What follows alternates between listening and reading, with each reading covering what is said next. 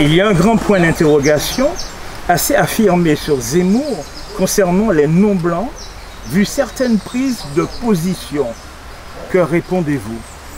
Je vais vous répondre que je ne vois pas de quelle prise de position il peut s'agir, parce que pour Éric Zemmour, comme pour moi, comme pour Maxette, la couleur de peau, ce n'est pas un sujet.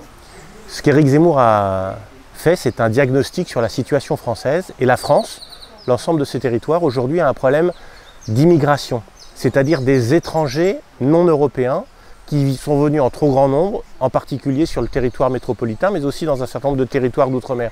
Il n'y a pas moins raciste qu'Éric Zemmour. Vous savez, il y en a même qui vont aussi jusqu'à l'accuser d'antisémitisme alors qu'il est juif. Tout ça, c'est des propos faits pour masquer la réalité. Il a fait un constat et aujourd'hui, il souhaite que notre France soit grande et puisse se retrouver prospérité, calme et tranquillité. Et pour ce faire, il faut résoudre le problème de cette immigration clandestine qui vient abîmer notre pays. Mais ça n'a rien à voir avec la couleur de peau. Vous savez, un étranger, qu'il soit africain, asiatique, américain, s'il est étranger, aujourd'hui, nous ne pouvons plus les avoir en France. C'est aussi simple que cela. Quelle est la différence entre la ligne Zemmour et Marine Le Pen? La ligne Zemmour, c'est quelqu'un qui dit la vérité, c'est quelqu'un qui est déjà de la société civile. Et si j'ai rejoint Éric Zemmour, c'est parce que Éric Zemmour, par rapport au Rassemblement national, dit la vérité, dit aujourd'hui, dit les conséquences que nous avons au niveau de la pauvreté en Martinique, le problème de chômage que nous avons en Martinique que le gouvernement n'a jamais résolu, le problème aussi des sargasses aujourd'hui que nous avons, le problème du chlordécone. Avec Marine Le Pen, nous n'avons pas ces lignes politiques. Défendre la croissance verte et bleue, le Rassemblement national n'est pas pour ça aujourd'hui.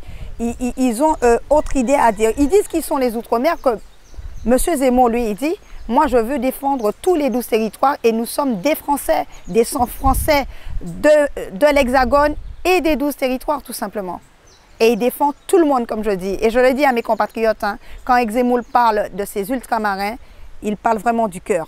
Et c'est quelqu'un qui est sincère.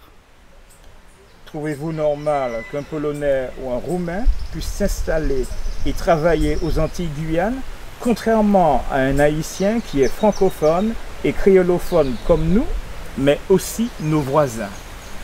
Vous savez bien que nous sommes des départements outre-mer, nous sommes des régions et nous faisons partie de l'Union européenne. Et les Roumains, ils font partie de l'Union européenne. Nous avons 27 États membres, dont l'Union européenne, la Roumanie fait partie. Ils ont le droit de venir travailler aux Antilles, en Martinique, en Guadeloupe, à La Réunion, à Mayotte, en Guyane, voilà. Comment voyez-vous la continuité territoriale qui n'existe pratiquement pas dans nos territoires? Ça, c'est le cheval de bataille d'Éric Zemmour, cette continuité territoriale pour que nous ayons plus aujourd'hui de visibilité par rapport à tout ce qui est économique, tout ce qui est infrastructure. C'est important, cette continuité territoriale, mais je vais parler même de régionalisation aussi. Vous savez, même avant que M. Macron soit président, à l'époque où M. Lurel était ministre des Outre-mer, il avait demandé cette continuité territoriale. Mais M. Hollande n'a jamais pu nous faire avoir cette continuité territoriale, même par rapport à M. Lurel qui était ministre des Outre-mer à l'époque. Et nous allons nous battre pour avoir cette continuité territoriale. C'est ce qui est important pour nous, les ultramarins. Et bien sûr les territoires. Quelle est votre position concernant certains de nos infirmières et infirmiers qui vivent un drame de l'emploi puisque non vaccinés?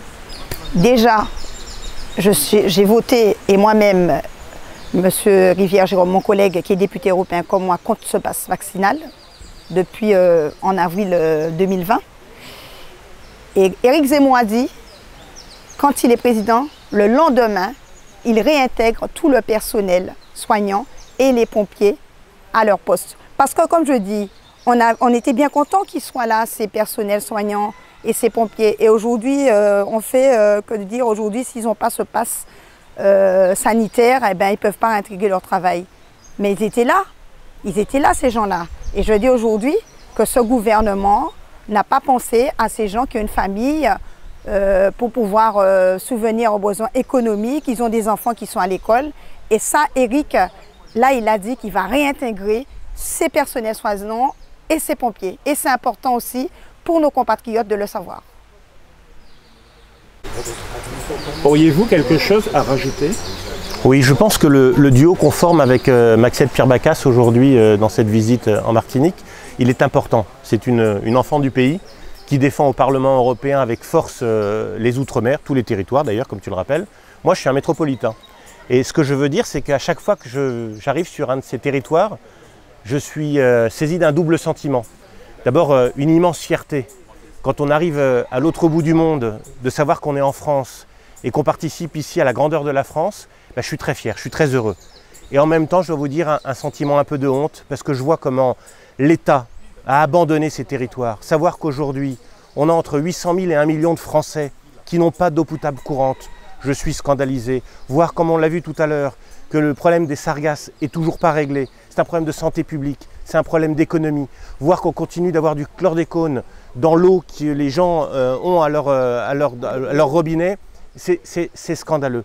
Et ça, ce sont les engagements simples d'Éric Zemmour, c'est que sur la totalité du territoire français et les Outre-mer participent à cette grandeur de la France, on puisse avoir de l'eau potable courante pour qu'on ait un développement qui permette la prospérité de l'ensemble des Français. Les réseaux d'assainissement aussi, qui sont